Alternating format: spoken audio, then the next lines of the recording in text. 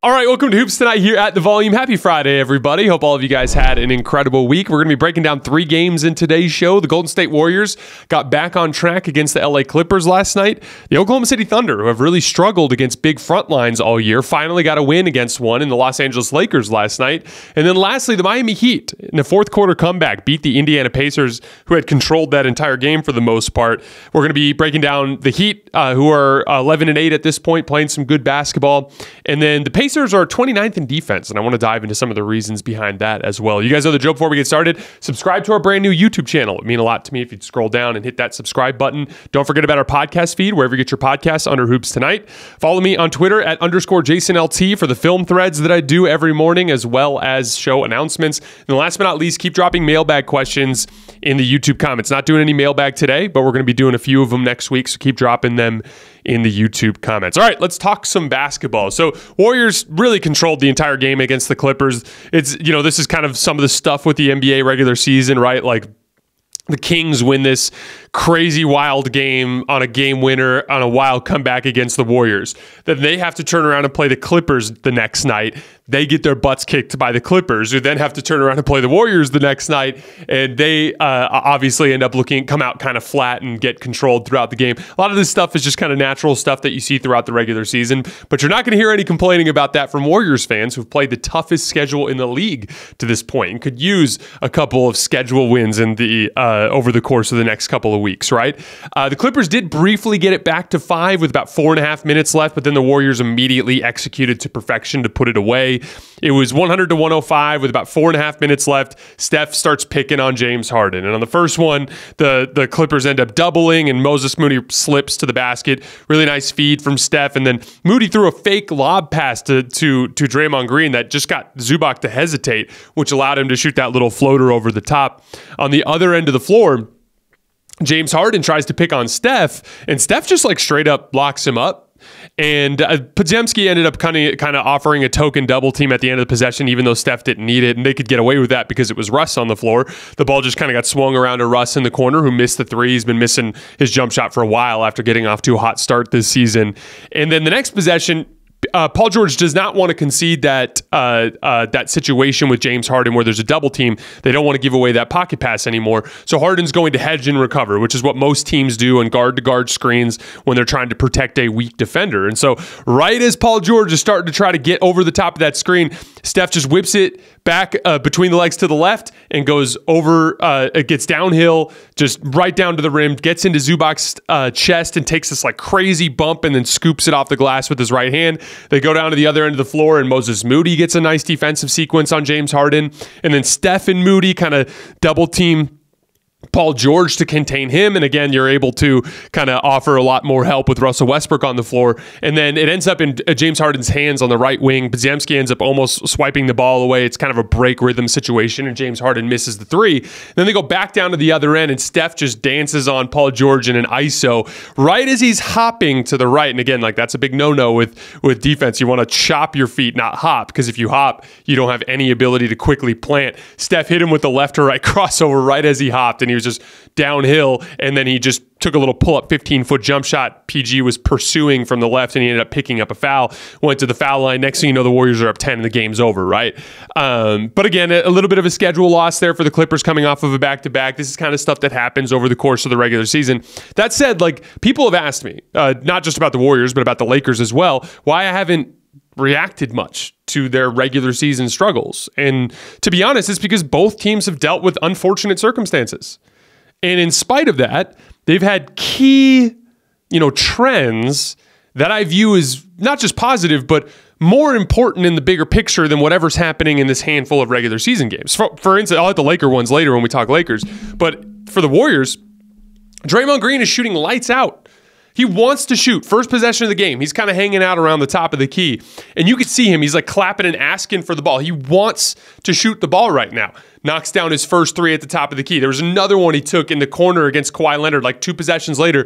Kawhi closes out hard at him, and he just rises up and knocks down the shot. He's shooting 70% in effective field goal percentage on catch-and-shoot jumpers this year, and he's the most confident I've seen him with that shot since the 2016 season. I think that is the type of trend that could be a real ceiling raiser when they get to the later rounds of the postseason. Don't forget what the Lakers did to the Warriors last year, just ignoring Kevon Looney and Draymond Green anytime they were at the three-point line, right? Like, we remember in the 2016 season in that playoff run how important Draymond Green's three-point shooting was, right? Like, it's just one of those things that's an important ceiling raiser for this team. And that, to me, is a more encouraging trend than some of the other negative stuff that we've seen here in the early stretch of the season. And specifically taking contested shots. Like, I talked about the one in the corner with Kawhi where Kawhi's closing out at him.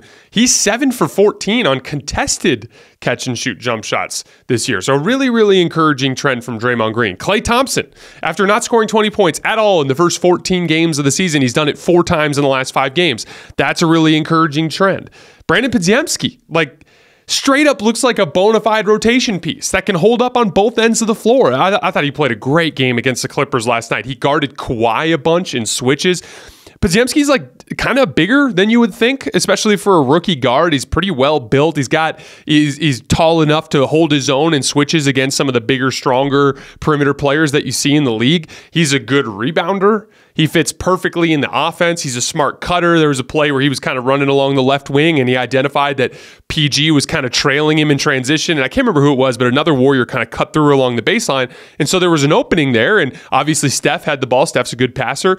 B-Pod just immediately recognized it, cut to the basket along the backside there on the left. Steph hit him in stride for a bucket. He's knocking down his three-point shot. He can pass the ball well. Like, the Podziemski thing is really exciting, not just in the short term with Gary Payton Jr. being out, Gary Payton II being out, but also just in the sense that he kind of, to me, represents like a version of what Dante DiVincenzo was for this team, but like a little bit more stout in his ability to defend bigger wings. And I think that could be a real asset to this team. I also think he's a better passer and a little bit better fit overall offensively within the Warriors. It's been little things like that can go a long way to making up for big mistakes like the James Wiseman pick, right? And obviously it's early. Obviously you hope for more even than Podziemski from a number 2 overall pick, but all you can do after you make a mistake is try to make up for it with wins after the fact. And I look at the Podziemski pick and his early kind of popping with this Warriors team as a win in that regard. Moses Moody is playing well. Did you know Moses Moody is 13 for 17 on pull-up jump shots this year?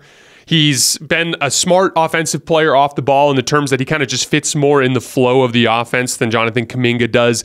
His jump shot is he's well over 1.1 points per jump shot this year. That's a really encouraging thing. Held up good on an island defensively. Had a good defensive possession against James Harden late in the game. Had a good defensive possession on Paul George late in the game. Moses Moody's playing well. And then, like, Steph is still at his ceiling. I had a guy in the comments 2 or 3 days ago that was like, Steph isn't as good as he was at his peak. And, like, I mean, I suppose you might be able to convince me that he's a tiny percentage down from where he was in the 2022 season, but I don't really see that. Like, he's still just toasting everybody off the dribble. Like, Paul George could not keep him in front last night. He finished the game off with an ISO of James Harden after they kind of briefly got it back to 7, where he just dribbled right around him to the right to his scoop shot. I would say that, like, Steph is actually better at weaponizing his handle and jump shot to beat people off the dribble now than he ever has been. And like, when you factor that into, like, he's getting the defense in rotation in 2 ways, not just pulling 2 defenders out in terms of blitzes, like that slip for Moses Moody, but also just getting downhill and drawing multiple defenders in rim pressure. Like, I think Steph is every bit as good as he's ever been. And then Andrew Wiggins, like, I know he missed this game with his sore finger, and that's kind of weird. I don't know what's going on there, but 2 of his last 4 games were like really great games, his best games of the season. And I thought he played extremely well in that Kings game. And we even got good news about Gary Payton's calf muscle. Like, there was that weird report that he tore it.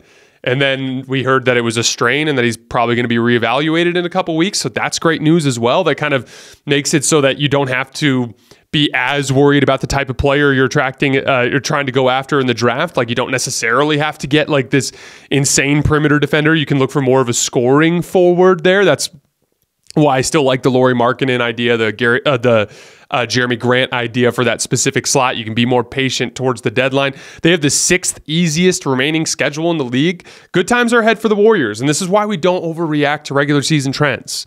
Like, I guarantee you there's going to be a bunch of people listening to this video expecting me to talk about how the Lakers suck. And it's like, I'm not going to talk about how the Lakers suck when they played their fourth game on the road, their last game of a long road trip, tail end of a back-to-back, 5 key rotation players out. They had 7 rotation players in uniform. If you want to pretend like that's some sweeping representation of what the Lakers are, go ahead. I'm not going to stop you, but like, you're not going to get me on the show, acting like the sky is falling over weird stuff that happens in the regular season. The Warriors had a really unfortunate start to the year. They're still really good. They're not going anywhere. Do they need to make a trade to like truly contend at the highest levels against people like Denver and Boston? Yeah, but I could say the same thing about the Milwaukee Bucks. I could say the same thing about the Lakers. Like that's a pretty typical problem in the NBA. Only one team gets to hoist the trophy. There's usually a group of teams that are ahead of everybody else, right? And I just think that the Warriors are more or less in a typical stretch of what happens during the regular season. Theirs just happened at the beginning of the year, and it could just be so much worse. And so I never really understood the negativity that I was seeing on the Clippers front. Still a ton of issues. They're defending pretty well since the Harden trade, 112.4 defensive rating. That ranks 9th in the NBA, but it completely falls apart in crunch time. And Steph attacking James Harden here, this isn't the first team to do that. He's been getting attacked in crunch time consistently here as of late. Their defensive rating falls to 119.1 when in clutch situations, which remembers when the game's within 5 with less than 5 minutes left. They're also not rebounding well since the Harden trade, which we talked about. They lost a lot of their forward depth, and so they suddenly have become a pretty damn small team. They are 21st in defensive rebounding percentage since the Harden trade, and even though they've gone small a ton over the years, pre-Harden trade, they were a great rebounding team. So I think that's pretty concerning. In clutch situations in particular, they are getting murdered on the glass. This is an insane stat. 45.8% of opponents' misses in crunch time against the Clippers are getting offensive rebounded. That's almost half. So they have to get like 1.5 stops per stop. Like it's completely insane. Like that's a huge problem. And then one of the weirder trends too is their clutch offense has been horrific, which is like the reason why you made this trend. To give you guys some perspective, last year they were the 4th best clutch offense in the league, up over 116 offensive rating. In 2 games before the Harden trade, they had a 122 offensive rating in crunch time, the 2 crunch time games that they played. And then so far, through 8 clutch games, a 91 offensive rating. And the main thing that's standing out to me is like, it's a lot of just standing and watching. Like they'll have Harden run a ball screen with anybody but Kawhi for whatever stupid reason. And then they'll James Harden will make a kick out pass to Terrence Mann or to Russell Westbrook being unguarded in the corner and the play will die. Because that's the thing is like Terrence Mann's getting treated a lot like Russell Westbrook in these situations. And then occasionally they'll be like, okay, fine, let's throw it to Kawhi Leonard for a possession and he'll take some post-up jump shot. But like there's no flow. They can't decide who they want to go through at the end of these games. One of the things that was nice about crunch time pre-Harden trade is pretty simple. It was a classic your turn, my turn basketball with Paul George or Kawhi with a heavier usage for the guy that's having a better night. And it's just become a more complicated process after that. They are 5-8 since the trade. I know Clipper fans are going to be saying, hey, they just beat up the Kings last night or 2 nights ago. I'm not trying to undercut that by any stretch of the imagination, but the Kings were just coming off of this crazy emotional comeback win with a game winner from Malik Monk the night before against the Warriors in an in-season tournament game. Now, that doesn't delegitimize the win. My point is like, you're 5-8. And that one win against the Kings was followed up by you guys losing on your version of a back-to-back to the Warriors. So if you want that same leniency, that you got to give it to the same thing to the Kings, which is why we don't look at any one game single sample size result as any sort of sweeping declaration of any sort of team. We're looking at trends, and the trends are you're 5-8 since the Harden trade. You can't rebound. You really can't rebound in the clutch. Your defense is taking a step back, and it's really, really bad in the clutch. And it's just a boatload of issues. And I don't really necessarily see. I think that the offense has to come around. It's just a simple. I just refuse to believe that Harden, PG, and Kawhi and Norman Powell can struggle to score like this. I just refuse to believe it. Like that, they're gonna find ways to score, but the rebounding and defense stuff that you're seeing with those particular lineups, I don't necessarily see the personnel to turn that around. They're gonna keep attacking Harden at the end of games. You're gonna continue to struggle because you don't have the size to rebound. So those are things that I find legitimately concerning. In the NBA, the game can change in an instant, but no matter how the action unfolds, DraftKings Sportsbook has your back. This week, new customers can score $150 instantly in bonus bets just for betting $5 on basketball. Win or lose, you get an instant dub. They even have great same-game parlays. Download the DraftKings Sportsbook app now and use code HOOPS. That's HOOPS. New customers can get $150 instantly in bonus bets for betting just $5 on basketball, only on DraftKings Sportsbook with code HOOPS. The crown is yours. All right, moving on to Lakers Thunder. So Lakers jumped the Thunder early in this game. We're going to talk about it in a little bit because I'm going to wait on the Lakers. But two things in particular I thought turned the game around for the Thunder after they fell down 14. It was like 35-21 at one point in the, 2/3 of the way through the first quarter. First of all, when Max Christie left the game, and Max Christie did a really nice job on Shai Gilgeous-Alexander in his first shift. And we talked about this a lot with the Lakers about the slotting of their perimeter defenders, because Taurean Prince started the game on Jalen Williams and actually did a decent job. And Jalen Williams is a good player, but Shai's better, right? Excuse me. And Shai's obviously much harder to guard. Late first quarter, Shai just started taking Taurean Prince to task, scoring on him easily, get into the foul line. That was a big kind of like, stymie. It slowed down the momentum that the Lakers had, right? Then we start the second quarter. Shai's not even out there. It's that LeBron-led group for the Lakers. And Mark Daigneault goes with this 3-2 zone, which I thought was a really smart move. I've talked about this a lot on the show, but like the Lakers were in a really good offensive rhythm in that first half. And there are a lot of different things you can do to try to disrupt rhythm. Like you can call timeouts. Mark Daigneault's a coach that's really good at calling timeouts to stymie runs, right? And there's different approaches to that. There are certain coaches that believe you're actually better off letting your players kind of figure it out on the fly. I tend to disagree, but there are really smart coaches that are not in the NBA that I trust that do that and that I respect. And so I don't necessarily think there's a right or wrong answer there. But one of the other ways you can disrupt rhythm is to throw a schematic change into the equation. And they went out with this 3-2 zone. And what I specifically like about the 3-2 zone is it's very different to attack a 3-2 zone than a 2-3 zone. So a 2-3 zone, you got a guy standing underneath the basket. He's got to kind of like step in and out of the paint, obviously, in the NBA because of the defensive 3-second rule. But you got guys in the corners and you have two guys at the top, right? And so the easy way to attack a 2-3 zone is to set up an odd front and try to get the ball to the high post, which is going to make one of those guys have to make a decision. And then that's where you get your easy kick-out passes and cutters along the baseline, right? But in a 3-2 zone, it's entirely different. You have to set up in four corners with a player in the middle of the floor. And the Lakers were literally running an odd front against their odd front zone. And so they ended up just kind of passing the ball around the perimeter, and then somebody would jack up a contested three. And that's the thing is like, could you run a 3-2 zone against the Lakers in a playoff series, in large doses? No, they're too smart. And Anthony Davis in particular is a zone buster in a lot of different ways. But in a regular season sample size, if you can just throw a wrench into the situation, you might be able to throw them off. And they ran that zone for 6 possessions in the early second quarter, and it completely turned the game around and completely disrupted the offensive rhythm of the Lakers. Then when Anthony Davis checked back in the game, they went back into man, right? And from there, they started aggressively doubling AD, which we'll talk about. But again, like the Lakers overall, they ran 11 possessions of their 3-2 zone against the Lakers, and they held them to just 0.55 points per possession.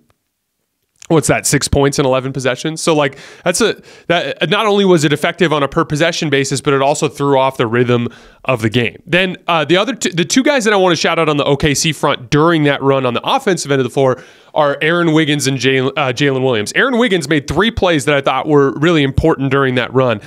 Austin Reeves had just hit this crazy bailout shot on the right wing. And then the very next possession, the Thunder find themselves in a late clock situation, and Aaron Wiggins hits a right shoulder fade, a tough shot at the buzzer. And you could tell that gave him confidence because a couple possessions later, he's got LeBron James in the corner, and LeBron's doing one of these, one of these like, where the camera's the offensive player, where he's kind of like daring him to shoot. And so he just kind of like hits a little jab and rises up and knocks down a 3-point shot in LeBron's face. Then he's got his confidence going, a full tilt, and he gets downhill and draws a foul. I thought it was a really good shift from Aaron Wiggins. Didn't play a ton last night, but it was a short shift that I thought was really impactful in the game. And then Jalen Williams was just cooking everybody on the Lakers, specifically Austin Reeves, who, as Austin's been pretty good defensively over the last 2-3 weeks, but I didn't think he had a very good defensive game against the Thunder.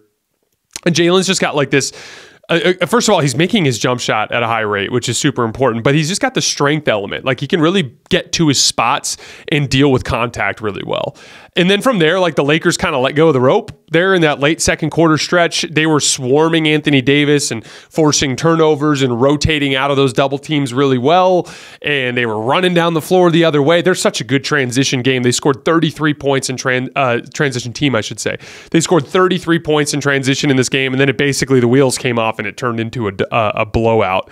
The other guy I wanted to quickly shut out before we talk some big picture stuff with the Thunder was Chet. I thought that he did a really nice job running the floor in this game, which is so important against the Lakers. And then the shot making. Like, Anthony Davis is seeing that juxtaposition of, like, Chet ready and willing to take threes. And he missed a couple great looks, but he ended up making one, I think, in the second half, if I remember correctly. And then he hit that crazy left shoulder fade over Anthony Davis. Like, he's a ready and willing perimeter shooter.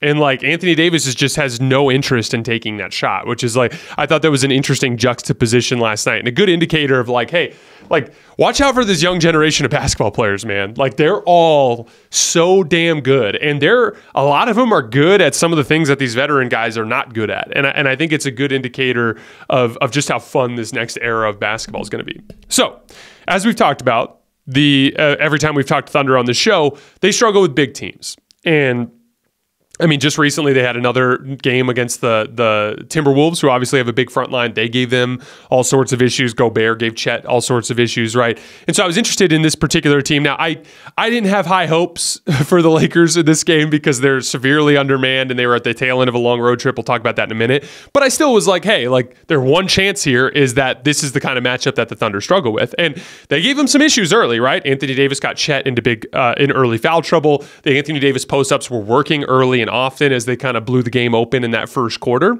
But a couple of things. They use your speed. Like, a huge part of basketball is understand what your advantage is. Like, what is, I was literally working on, we were doing, with my kids, the kids that I coach in high school here in town, we were working on this morning. Like, we were doing some king of the court stuff at the end after we did our skill work. And I was working with the post players, and, like, there were two kids in that group that are, like, smaller and more athletic, and then there were two kids in that group that were, like, bigger and stronger, right? And I was trying to tell them, like, hey, like, if you're trying to turn your back to the basket as a small player and trying to like play back down basketball against a bigger player, it's just not going to work for you, right? Like, you need to catch a little further away, and you need to turn and face, and you need to use your speed. That's your advantage in this situation. Identify he's big and slow, you're athletic and fast. Take him to where you have an opportunity to use your advantage, right? Whereas if you're the big player and you've got the smaller player buried on you, the last thing you want to do is take anything far away from the basket. You're doing him a favor. You want to back him down, bury him deep post position, and catch and quick finish around the basket, right? Like, the same thing goes in the big picture of a basketball team. You can't play slow down, methodical half-court basketball with the Lakers. They're too big. They're going to bully you in a lot of those situations, right? But you had not only did you have a depth and rest advantage, but just in general, you're a super young, fast team. They averaged 26 transition points per game. That's second in the entire NBA. And they pushed that to an even higher level in this game, getting it up to 33 points.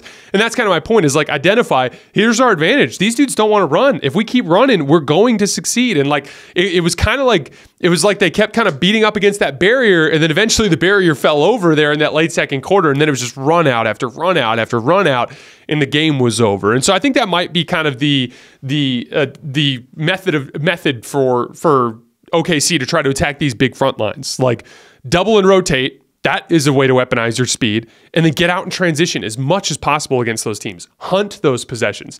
Even if you lose in the short term, like that game, you fell down 14 points, but you just keep pushing, you keep pushing, you keep pushing. Eventually the dam will break.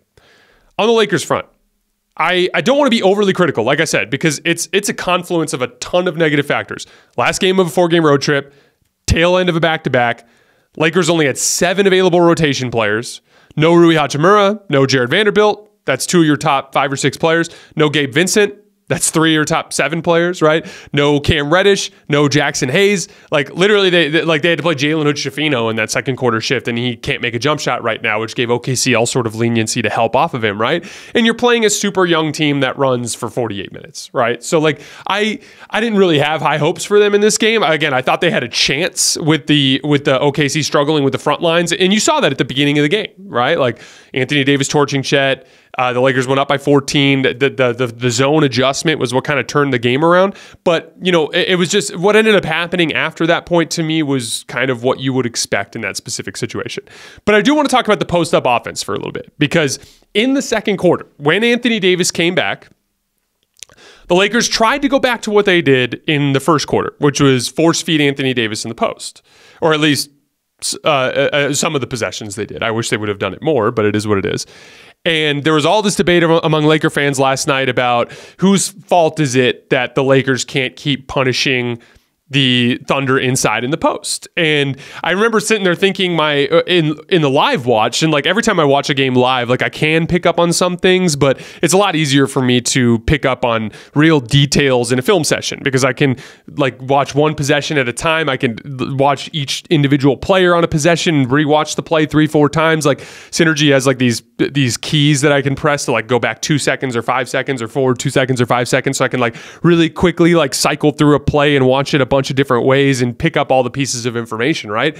And so what I wanted to do for Lakers fans right now is just kind of do a breakdown of what I think went wrong for the Lakers in their post-attack offense against the Thunder in that second quarter stretch where they lost control of the game. So first of all, what they did at the beginning of the game was spam cleared side post-ups for Anthony Davis on the left side of the floor, where he was able to just work downhill to his strong hand. That's how he got Chet into foul trouble. That's where the Lakers got control of the game early. And I've been begging a lot for this all season, right? Like, I think the Lakers are a brute force team. I've called them that for years. I think that means they need to run a lot of spread pick and roll, which means pick and roll out high, where you're setting the screen like 25, 30 feet away from the basket and trying to buy room for guys to get downhill. A lot of cleared side pick and roll. That's where you put all the shooters on the weak side and you might interchange with them or something, or have them flash if they see an opening, but they're pretty much out of the play, and you're running two-man game on the cleared side of the floor. And it's less far from the basket, but there's more space to operate east-west, right?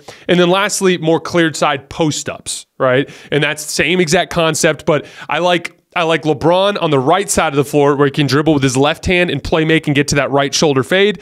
And I like Anthony Davis on the left side of the floor, where he can get to his right-handed hook shot and he can simplify his reads because he needs a little bit more help with the pass. That's kind of the way I think they should run their offense. Transition, and then clear side post-up, spread pick and roll, and cleared side pick and roll. That's kind of, to me, in terms of the brute force approach. That doesn't mean they shouldn't run action. That doesn't mean they shouldn't run 5-out occasionally. I just think they should lean more on that stuff. The 5-out thing hasn't really worked all that well. And it's just not a good personnel fit for that group. They don't have enough downhill athleticism, and they don't have enough shooting to run a 5-out offense, in my opinion. In the first quarter of that game, they were spamming cleared side post-ups, and it was working. When AD came back in the second, that was where it fell apart. So let's dive into that specifically. Why do I want them to run Anthony Davis on a cleared side? It's an easier post entry, right? AD can straight up give a good wide target. You can even throw the pass like 2-3 feet away from his hand, where he can like seal and then go get the basketball to then turn and face, or to back down from there, right? And then it's easier reads. AD can see the floor like this. He's got the ball in his right hand, which is dominant hand, and he can see every player on the floor. Even the guy kind of sneaking along the baseline, he can see, and then he can make easy reads from there. And you saw that in that second quarter shift when the Thunder were doubling. There was a play where they hard doubled Anthony Davis on a left block, cleared side post-up, rifle right-hand pass to a wide-open Austin Reeves on the right wing. A wide-open three for a guy who was one of your best shooters last year, and he's just been broke this year. He misses it, right?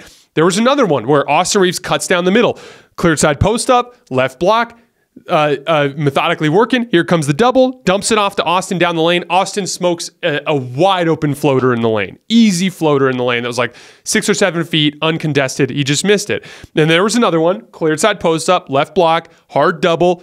D'Angelo Russell flashes to the high post. Anthony Davis makes the right pass on time, on target to D'Lo.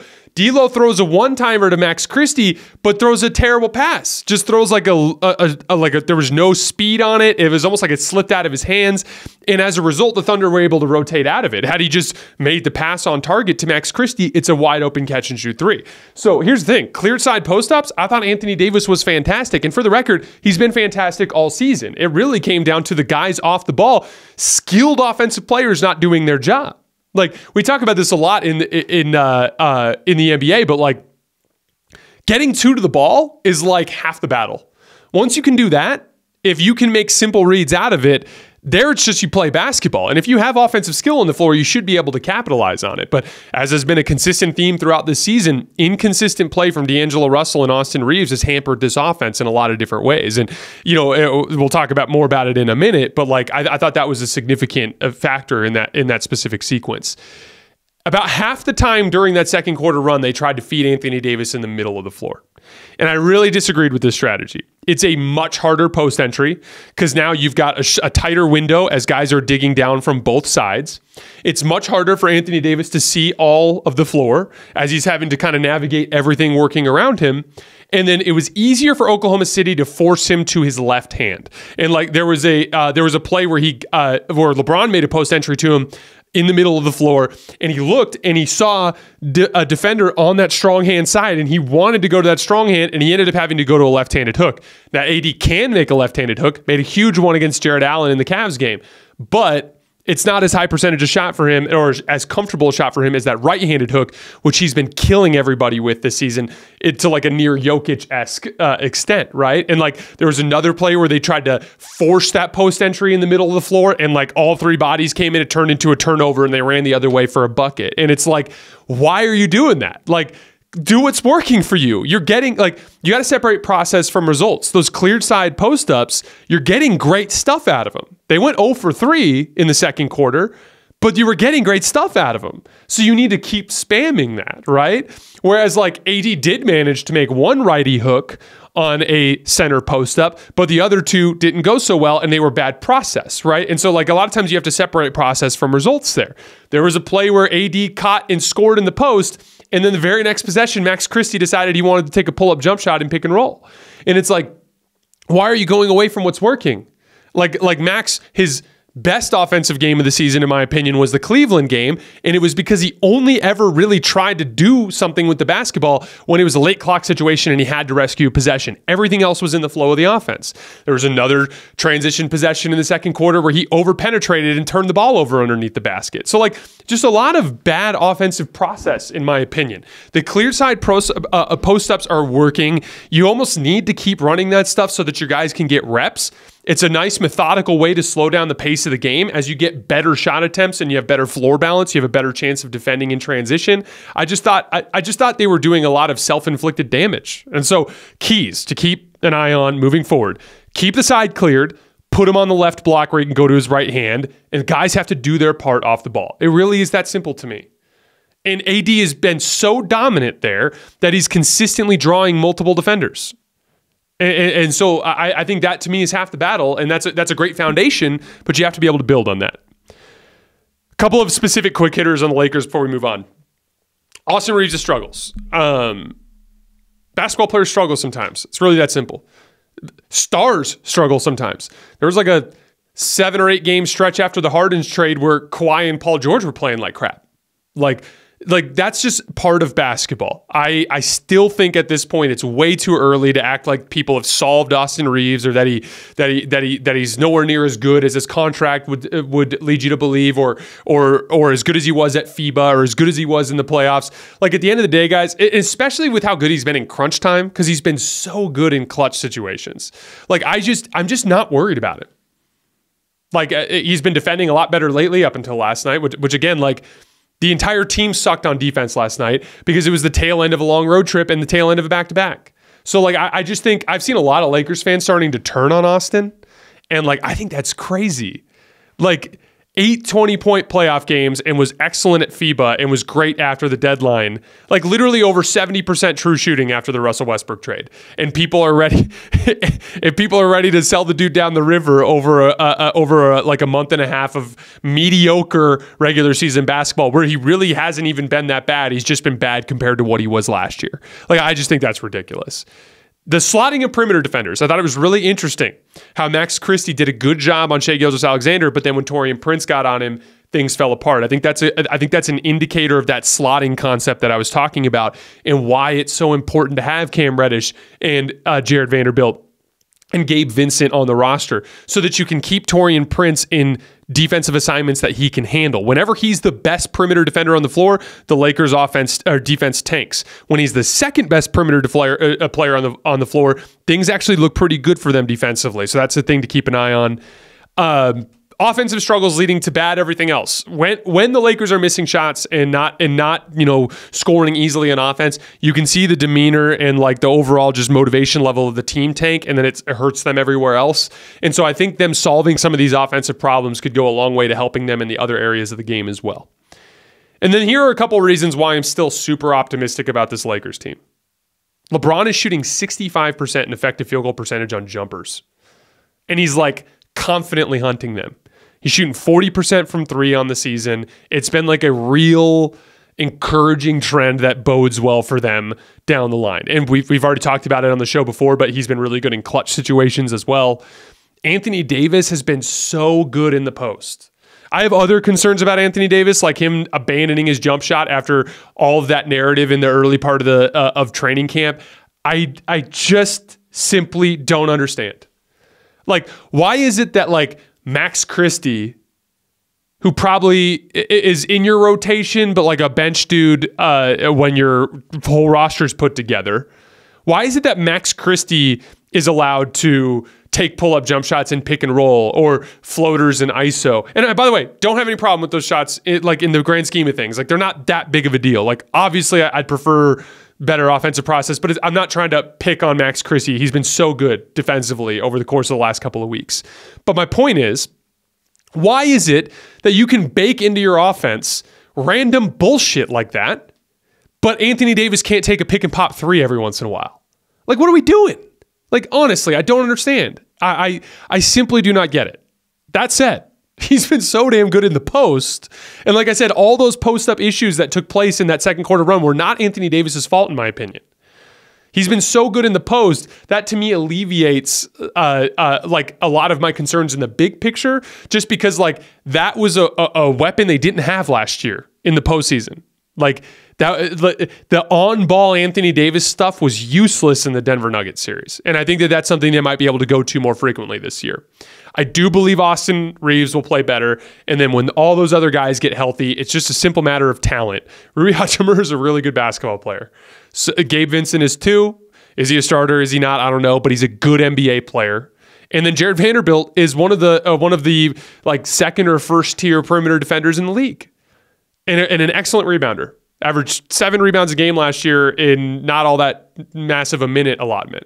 So like I look, again, I'll say it again. If you want to act like the sky is falling with the Lakers after they lose to the Thunder and all of the shit that's been going wrong with them in terms of injuries in their schedule, be my guest. But like it's going to take a lot more bad basketball for me to feel that way as well. Pacers Heat. So Bam leaves the game early with a hip issue, and apparently that's been something that's kind of lingering. So hopefully Bam can get healthy, because that obviously is a massively important piece for this Miami Heat team. Indiana controlled most of this game. Tyrese Haliburton is outrageously good. 44 points and 10 assists with just 2 turnovers. Jimmy Butler had some success guarding him at the end of the game, but he torched everyone else. But Jaime Jaquez takes over in the fourth quarter. Basically, the Pacers ran a ghost screen with Buddy Hield that where he hit a 3 that made it 103-97, if I remember correctly, in the early fourth quarter. And then the Heat just basically took over the game from them. And Jaquez did it with primary shot creation. There was a play with Bruce Brown where he's on the right wing and he runs a pick and roll, and he kind of gets the ball into his left hand, and right as Bruce Brown tries to jump the screen, he just whips into a spin move off of it, toasts Bruce Brown, gets downhill, gets his body into Miles Turner, and finishes with his right hand at the basket. I'm like, whoa, that's really high level. By the way, he's at 1.08 points per possession in pick and roll this year, which is in the 74th percentile for his volume. Then there was a play where he bullies Andrew Nembhard in the post and takes like a little right shoulder fade in the lane, which is like my favorite big guard move when you have a advantage against small guards. I use that move like almost, I use that move religiously when I have a smaller defender on me. He's 1.36 points per possession in post-ups this year. That's in the 92nd percentile. He's a really smart cutter. There were 2 critical possessions in the fourth quarter. One where he's in the right slot and Bruce Brown's ball watching, and he cuts behind and makes a left-handed layup on the left side of the rim. Another play where Benedict Mathurin, he's in the right corner, and Ben Mathurin's not keeping an eye on him. He cuts along the baseline, makes a little right-handed shot on the other side of the rim. He was awesome in that fourth quarter stretch. And like, he's just a really good basketball player. Like, I don't think he's particularly great at anything, but he's just good at everything. And that's a really useful player, especially in really well-coached situations like the Heat, like the Warriors. Like it's like why Brandon Podziemski's succeeding with the Warriors. When you're like a really well-rounded basketball player and you're playing around other smart basketball players and you have a smart coach that empowers you and puts you in a position to succeed, you're going to see guys like this succeed. And I think it's why franchises like that keep hunting players like that. And then he wasn't making his jumper early in the season, and now he is. He's at 57% in effective field goal percentage on catch and shoot jumpers this year so far. A couple other guys I want to shout out. Duncan Robinson is like just really good now. He's a gifted passer. He's having his best assist to turnover season of his career. He's putting the ball on the floor better than he ever has before. He had a huge closeout attack down the stretch where he pump faked and ripped to the left and got all the way to the basket. He's converting spotted possessions at 1.27 points per possession, which is like top tier in the league. That's like Michael Porter Jr. territory. And then he's become a really smart help defender. There was a critical play. He's got all of the little fundamental things down in terms of help side defense. Like, he's got good length and height, which allows him to work as a low man in help side situations. When he's rotating to the weak side, he's always like, one of the things you'll learn, one of the things you talk about with young, like high school players in particular, because when it comes to the younger teams, everything you focus on is fundamentals, because that's literally what wins at that level, right? And like, one of the things you teach is like, when you have to bring a third defender over and pick and roll, you leave two shooters open on the weak side for one defender, right? And so you always are trying to like split that difference. And one of the smart things to do is like close out into a passing lane. And so essentially, if the ball gets kicked out to one of those two guys on the wing, you don't close out at that guy. You close out to the passing lane, because what it does is it tricks the guy with the ball into thinking you're closing out at him and causes him to hesitate. And then it also takes away that swing pass. There was a play that he took away in the late fourth quarter, big play during their run, where Buddy Hield caught the pass on a kick out from Tyrese Haliburton, if I remember correctly. And he closed out to the passing lane, and he Buddy Hield pump faked into Duncan Robinson, and he ended up getting like a kind of a side view contest on Hield, who missed the shot. And it was funny because Andrew Nembhard was all pissed off after the play, or not Andrew Nembhard, excuse me. And Aaron Nesmith was all pissed off after the play, and I'm like, I don't know what you wanted him to do. If he would have thrown the pass to you, he would, because he was the shooter in the corner. I was like, it would have just been a turnover. But Duncan Robinson, it's been really fun, just as a basketball fan, watching him go from like a limited shooter who seemed overpaid and had to be taken off the floor in any sort of serious situation to like now just like a really good player. He's Michael Porter Jr. for this team. And I think he's even a better playmaker than Michael Porter Jr. And I think that just kind of, he's not as good as Michael Porter Jr. because he's not as tall, he's not as athletic, he's not as good of a help defender, but like, he's providing that type of value for this particular team, in my opinion. And then down the stretch, like, because Indy has all sorts of small guards on the floor, I thought Josh Richardson and Jimmy Butler did a really nice job bullying the smaller Pacers guards to get them into rotation, to get easy shots around the rim. Jimmy had a big back cut late in the game where he got a bucket out of it. It was a really impressive win for Miami against a good Indiana Pacers team. I think they play him again tomorrow, if I'm not mistaken. But Miami's up to 11-8. They're 13th in offense, 9th in defense. This was their 5th win against a 500 or better team this year. I think they're just one trade away. They're like the Lakers. They have the same kind of splits in their standings. Like, they're 6-1 against losing teams and 5-7 against teams that are 500 or better.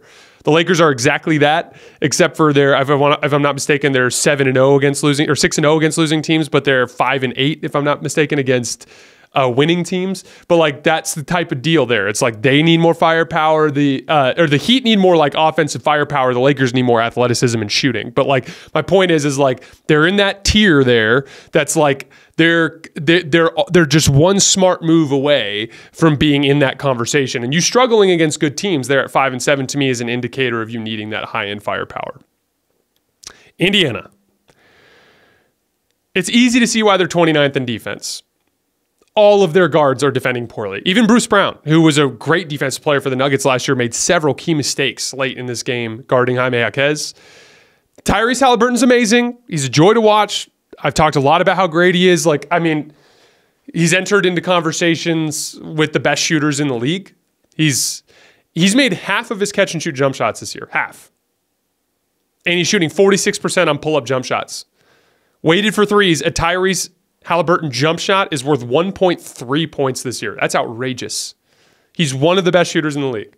And he's like so good at beating switches. And he's got this thing where like, there's this like progression that you see with Tyrese Haliburton attacks. It's like beat the first dude off the dribble, high gather over the digging defender. That's where you do that high dribble to kind of like avoid that dude who's swinging down at the basketball. And then on the gather, he takes that little floater in the lane, which by the way, he's making 57% of the time this year. And he's making every read every single time. Haliburton's amazing. We've talked about him in the past. But he's got so far to go on the defensive end of the floor, and he's a big part of what's going wrong for them defensively right now. And like I clipped several possessions in my film thread this morning that kind of demonstrate specific things. He's in guard screens. They're trying to get him to hedge and recover, which is what you do. Which is what you do with every single guard that struggles to defend. The Warriors do it with Steph Curry. The Nuggets will do it with Jamal Murray. It's a very typical defensive strategy. But like he'll just like run out there like he's gonna hedge and then not do anything, and then guys will like split him or like or just go right around him, or he'll foul. Like it's really sloppy on that front. He's not, when he's getting peeled off on ball screens, he's not boxing out the big man when he's rolling down to the basket. He's sloppy in rotation, and then everybody like Buddy Hield is awful in all those details. Ben Mathurin had a possession, the one where Jaime Jaquez back cut out of the corner in the fourth quarter, where like there was nobody on the left wing. The left wing was vacated. Okay? Jaquez is in the left corner. Ben Mathurin was playing, the ball was on the right block, opposite end of the floor, low down by the baseline.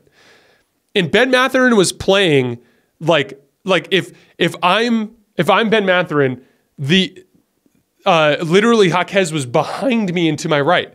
So he's up here like this, where he can't see Jaime or the ball, and he just gets cut right behind. Whereas where you're supposed to be is like his butt should be on the baseline, where he can see Jaime, and he can be in position to help at the rim if he needs to.